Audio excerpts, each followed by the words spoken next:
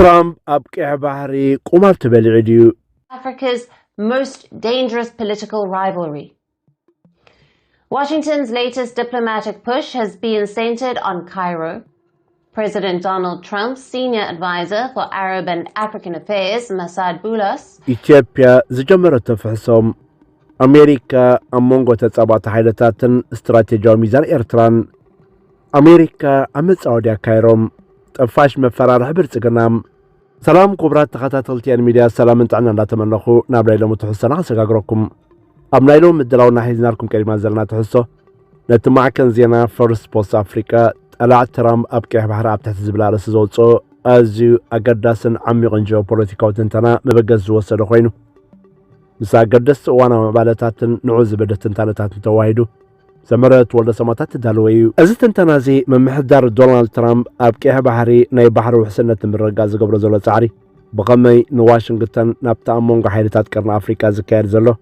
أزيو حدقنيا بوليتيكاون واتهادرو متفناني اتواخم زلو بعمق أزمرمريو فلاين يرتراوان تخاتاتلتنا بزاقدس منقدي إذا أبزوبانا زكاير زلو استراتيجاو قتم تراير ترى أم محلاو لولاونة كما قم بحري كومون اتبسنك مئتاو إسرائيل أمريكان زيادة استحلال جيوبوليتيكاو سالي بسفحة بعمقة كان رينام إذا ما أقرنا متساينا نزتصلو زوباو معبالتات بتقداسنة لا تخاتاتلنا نقرب لكم زلنا تحسوتات ريتهم من حساباتكم من دا كفلكم بعتبرنا كتكاتاتو لنا زخاركو نامولو تحس خساقاقركم سعيد محمد يسان هاي مكتال. The countries America is now embracing have spent the last 2 years building anti-Ethiopian axis. Egypt, Eritrea and Somalia have moved closer through defense. جيوبوليتيكاو مدرخ قرنا أفريكان صوتا ترامبن نتعذب تزوبا قرنا أفريكا نتمسحوتو لولاونت تلواوات محزنتاتن قداموت القامت اتاوات زستعساسر زتحلالق تاريخ بقوبو نزفلتو التهجز الله وهو بغلطوف ناب حد لعل واغاز حتت نحيل متفراني سقاقرالهم من معدار ترامب أبكيه بحري ناي بحر تساتان موحزة كايد زلو ديبلوماسيون واتهادرونا كاومة نواشنغتن بزي تحسب مقادي نابتا أبكرنا أفريكا زكايد زلو أزيو حدقنيا بوليتيكا وددري قوتالهم اتفلما أبكيه بحري عبلالنت نمركاب بزبوان حيلتا زي جمرة فحصو هجي ناب عالم لقوان حيالان زبوان قزفت هاقرات انتصابات استراتيجية وربحاتات انساتفالو سفيحنا يوكلنا وكينات بايتا تغير يركب بتاريخاو أمتاتسو عالم لخاو نقر كعبل زدال زخونا يخون عابا حيلي نزوستانا ناي بحر مسمر لموحاس كسرح كديتايو لو مدما من محدار ترامب لكا نزعلا مازن مفتامين قاسا قاسالهم متساببو باب المندب بسنكة الزقال سلامتكعت حيلتات حوتي أبو عالمنا كابتوم أزيوم تنكفتي ناي بحر متحالة لفيتات حالة خوين اللهم نمترب سيوزاتو نفس وكف مركب بزفولي مسمر زحالي فخات سلوزلو نزني مرخب مسمر كوحس من محدار واشنطن تراني حدا اوان تقداسنا زي كونس نعلم لخاو نقدر نمحلاو زقبر والثاني استراتيجيو كديتايو إذا دما مسكم إيرترا زا مسألة هاقرات كسرح قددهم نزعلا مازن مبتاح دما من محدار ترامب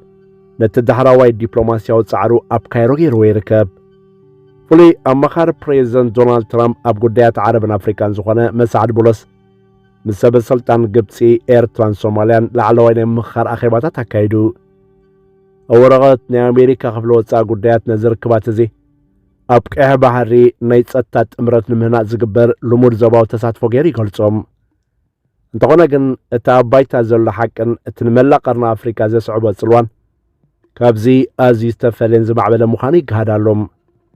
إذا كان بلوبيتا سرعات برتقنا بصبو ايتوسدن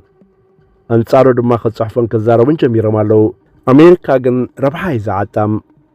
مبراق حدش كيدان قبسي إيرتران سوماليان انصار إثيوبيام اتن أمريكا أبزوان زخط قربان تفتن زلها قرات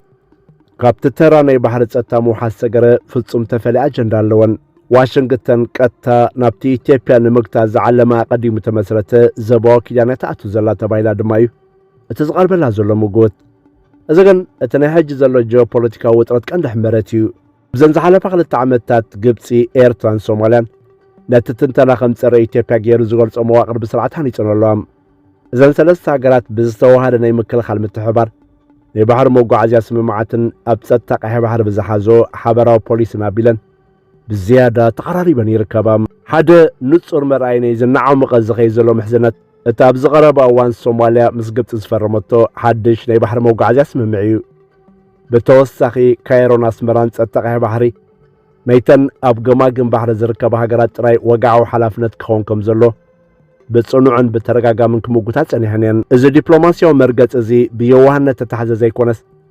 ነታ ባሕሪ ኣልቦ ኢትዮጵያ ካብ ጉዳያት ጸጥታ ቀይሕ ባህሪ ሙሉእ ብምሉእ ንምግላል ዝዓለመ እስትራቴጂያዊ ስጉምቲ እዩ። ንተኸታተልትና ኤርትራውያን ብፍላይ እዚ ፖሊስ እዚ ፍሉይ እስትራቴጂያዊ ትርጉም ኣለዎም። ኤርትራ ልዕሊ 1,000 ኪሎ ሜትር ዝዘርጋሕ ገማግም ቀይሕ ባህሪ ዘለዋ ሃገር መጠን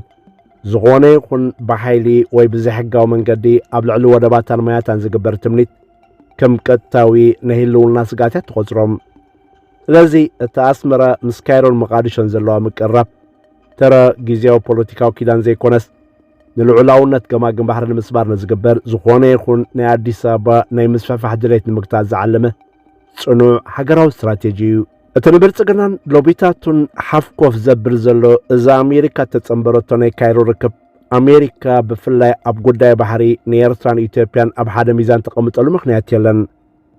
እዚ ኪዳን እዚ ስለምንታይ ንኢትዮጵያ ዕላማ ገይርዎ ከም ዘሎ ብምሉእ ንምርዳእ ነቲ ናይ ኣዲስ ኣበባ ዋና ሃገራዊ ቀዳምነታት ምምርማር የድልም። ኢትዮጵያ ካብ 1993 ጀሚራ ማለት ኤርትራ ብረፈረንደም ናጽነታ ካብቲ ጭብጥ ኣትሒዛ ወደብ ኣልቦ ኮይና ስለ ዝተረፈት ቀጥታዊ ኣብ ደገ ቀይሕ ባህሪ ምህላው ናይ ኣዲስ ኣበባ እቲ ዝለዓለ ሃገራዊ ዕላማ ኮይኑ ጸኒሕ እዩ። ቀዳማዊ ሚኒስትር ኣብይ ኢትዮጵያ ኣብቲ ንሱ ናይ ወደብ ኣልቦነት ቤት ማእሰርቲ ኢሉ ዝገልጾ ተኣሲራ ከም ዘይትነብር ብጎዶ ተዛሪቡ እዩ። እዚ ድማ ኣብ 2024 ናብ ዓቢ ጂኦፖለቲካዊ ምፍንጃር መሪሑ። ኣዲስ ኣበባ ምስታ ካብ ሶማልያ ተፈልያ ርእሳት ተመሓድር ሶማሊላንድ ኣዝዩ ዘከራኽር ስምምዕ ተፈራሪማ። እዚ ስምምዕ እዚ ንኢትዮጵያ ኣብ ወደብ በርበራ ናይ ንግድን ሓይሊ ባሕሪ ማዓስከር ንምስራሕ መሰል ዝህብ ነይሩ። እዚ ስጉምቲ እዚ ብኡንቡ ዞባዊ ቆጣዕ ዘበገሰ ኮይኑ ግብፅን ኤርትራን ድማ እቲ ናይ ኢትዮጵያ ናይ ሓይሊ ባሕሪ ምንቅስቓስ ንዞባዊ ልዕልነተን ከም ከቢድ እስትራቴጂያዊ ስጋት ገይረን ተረዲዮኖም። እዚ ኣብ ቀርኒ ኣፍሪቃ ዝነበረ ጂኦፖለቲካዊ ፀወታ ብሰንኪ ሃንደበታዊ ምእታው እስራኤል ድማ ብዝያዳ ተሓላለኸም። እስራኤል ንሶማሊላንድ ከም ልዑላዊት ሃገር ክትፈልጣ ምውሳና ወደብ በርበራ ወሳኒ ናይ ሓይሊ ባሕርን ድሕነትን ባይታ ክትሕዛ ኺኢልዋ። ኣብ መንጽር የመን ዝርከብ እዚ እስትራቴጂያዊ ቦታ እስራኤል ነቲ ብውሑት ዝፍጸም ናይ ሚሳኤል መጥቃዕታት ብቐረባ ክትከታተልን ንናይ ኢራን ሎጂስቲካዊ ምንቅስቓሳት ከሰልልን ዕድል ሂብዋ ኣሎም። እዚ ዝተፈላለየ ረብሓታት ኣብ መወዳእታ ንዞባ ቀርኒ ኣፍሪቃ ናብ ክልተ ተጻባእቲ ደንበታት መቒልዎ ይርከብ። ኣብቲ ሓደ ሸነኽ እቲ ንጽልዋ ኢትዮጵያ ንምግታ ብሓደ ዝቖመ ደንበ ግብፂ፣ ኤርትራ፣ ሶማልያን ይርከብ። እዚ ደንበ እዚ ንልዑላውነት ገማግም ባሕሪ ምሕላውን ንሓደ ሸነኻዊ ድሌታት ኢትዮጵያ ምምካትን ከም ቀንዲ ዕላሙ ዝገበረ እዩ። በቲ ካልእ ሸነኽ ድማ እቲ ብሓበራዊ እስትራቴጂያዊ ድሌታትን ናይ ባሕሪ ኣፍ ደገ ምድላይን ተኣሳሰረ ሓድሽ ወገን ኢትዮጵያ፣ ሶማሊላንድ፣ እስራኤልን ይርከብ። ብድሕሪ እዚ ድማ ከምቲ ኩሉ ግዜ ንገልጾ ኢማራት ምህላዋ ክዝንጋዕ ይብሉን። እዚ ምፍንጫር እዚ ንመላእ ቀርኒ ኣፍሪቃ ናብ ሓደገኛ ናይ ሓይሊ ሚዛን እትይዎ ይርከብ። ዲፕሎማስያዊ መጻወድያ ዋሽንግተንን ስጋት ዞባዊ ምዝንባልን እዚ ንጹር ምፍንጫርን ንኣሜሪካ ከቢድ እስትራቴጂያዊ ሓደጋ ይጋጥማሎም። ብንጹር ኣገላልጻ ዋሽንግተን ምስቲ ናይ ካይሮ ጸረ ኢትዮጵያ ኪዳን ጥራይ ክትስለፍ ኣይትኽእልን እያ። ምኽንያቱ ንኢትዮጵያውን ብዓብዪ ስለ ትደልያ ዝብሉ ወገናት እዮም ሕተሲኦም ዘለዉ። ነቲ ልሙድ ትረኻ ብምድጋም ድማ ኢትዮጵያ እስታት 120 ሚልዮን ህዝቢ ዘለዋ ናይ ምብራቕ ኣፍሪቃ ቁጠባዊ ሓይሊ እያ ይብሉ። ንኣሜሪካ ድማ ኣብ ሰራሒታት ጸረ ሽበራ ወሳኒት መሻርክቲ እያ። ንኣሜሪካ ዘሎ ሓደጋ ምስ ግብፂ፣ ሶማልያን ኤርትራን ዘለዋ ርክብ እናዓመቐት ኣብ ትኸደሉ እዋን ኢትዮጵያ ንኣሜሪካ ከምቲ ናብ ዝተጻባእ ኪዳን ዝዘንበለት ጌራ ክትሪኣ ምኽኣላ እዩ። ቀዳማይ ሚኒስትር ኣብይ ኣሕመድ ምምሕዳር ትራምፕ ንግብፂ ኣቕሪቡ ካብ ኢትዮጵያ ከም ዝረሓቐ እንተደኣ ደምዲሙ ኣዲስ ኣበባ ኣማራጺታት ኣለዋ ብምባል ድማ እቲ ትንተና ከም ዘጠንቅቖ ኢትዮጵያ ምስ ዓለም ለኻውያን ተወዳደርቲ ኣሜሪካ ዝኾና ቻይናን ሩስያን ከምኡውን ደንበ ብሪክስ ዘለዋ ርክብ ብምዕማቕ መርገፂያ ክትቕይር ትኽእል እያ። ኣብ ከምዚ ዘሎ ሃዋህው ገለልተኛ ኮንካ ምጽናሕ ንኣሜሪካ ኣማራጺ ክኾን ኣይክእልን። ትራምፕ ንመተሓላለፊ ባሕሪ ንምውሓስ መጺኡ موداتا ግን ነታ ኣብ ቀርኒ ኣፍሪቃ ዘሎ ዝዓበየ ውድድር ኣብ ምጉሃር ይርከብ ክብሉ ይዋቕሱ እቲ ኢትዮጵያ ብሰንኪ ናይ ኣሜሪካን ሃገራት ገማግም ቀይሕ ባሕሪ ምቅራብ ናብ ቻይናን ሩስያን ክዘዙ ትኽእልያ ዝብል ምጉታት ሎቢታትን ደገፍትን ብልጽግና ኣባይታ ጭቡጥ ጂኦፖለቲካውን ቁጠባውን ሓቅታት ዘይብሉ ተራ ፖለቲካ መፈራርሒ ገይሮም ዝርእዎ ነፃ ተንተንቲ ፖለቲካ ኣለዉ ቀዳማይ ነገር ጂኦግራፊያዊ ክውነት ኮይኑ ኣሜሪካ ንጸጥታ ቀይሕ ባሕሪ ንምውሓድ ተደልዮ ቀጥታዊ ናይ ባሕሪ ዶብን ወደባትን ዘለዎን ሃገራት ከም ኤርትራ ግብፅን ሶማልያ ምዃኑ ብሩህ እዩ ሓደ ወደብ ኣልቦ ሃገር ዝኾነ ይኹን ብዙሕ ህዝቢ ይሃልዎ ኣብ ጸጥታ ባሕሪ ቀጥታዊ ቁፅፅር ክህልዎ ይክእልን ዋሽንግተን ነዚ ስትራቴጂያዊ ሓቂ ብግቡእ ስለ ትፈልጥ እያ ምስ ናይ ሓቀኛ ገማግም ሃገራት ትሰርሕ ዘላ ኢትዮጵያ ድማ ንባዕላ ይትረፍ ኣብ ጸጥታ ቀይሕ ባሕሪ ክትሳተፍ ውሽጣዊ ጸጥታ እውን ከተውሕስ ኣይከኣለትን ጥራይ ዘይኮነስ ብሰንኪ ህሩፍ ኣካይዳ ጸጥታ ዝዞባ ኣብ ምህዋኽ ዓብ ተራ ትጻወት ዘላ ሃገር እያ ካልኣይ ድማ ቁጠባዊ ጽግዕተኝነት እዩ ኢትዮጵያ ቁጠባውን ህልውናኣን ምእላይ ዕዳኣን ብዓብዩ ኣብ ባንኪ ዓለም ለኻዊ ማዕከን ገንዘብ IMFን ምዕራባውያን ሓገዛትን ትምርኮስ ስለዚ ቻይናን ሩስያን ነዚ ምዕራባዊ ፋይናንስያዊ ደጀን ብምሉእ ክትኮ ወይ ንበይነን ክስከሞ ዓቅምን ድሌትን ክህልዎን ኣይክእልን እዩ ኣብ ሩስያ ኢትዮጵያ ድሮ ኣባል ብሪክስ ብምዃና ምስ ቻይናን ሩስያን ዝለዓለ ርክብ ኣለዋ ስለዚ ናብ ቻይናን ሩስያን ገጸይ ከዝውር የምባል ሓድሽ ናይ ፖለቲካዊ ዋጋ ዘይብሉ